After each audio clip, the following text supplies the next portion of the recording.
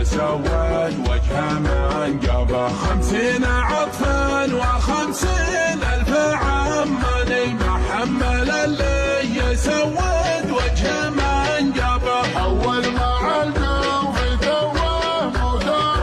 ثاني يمسح ولا شاف طقم العسكر أبوابه يهرب لهم شرق صوب بلا تسعن حالي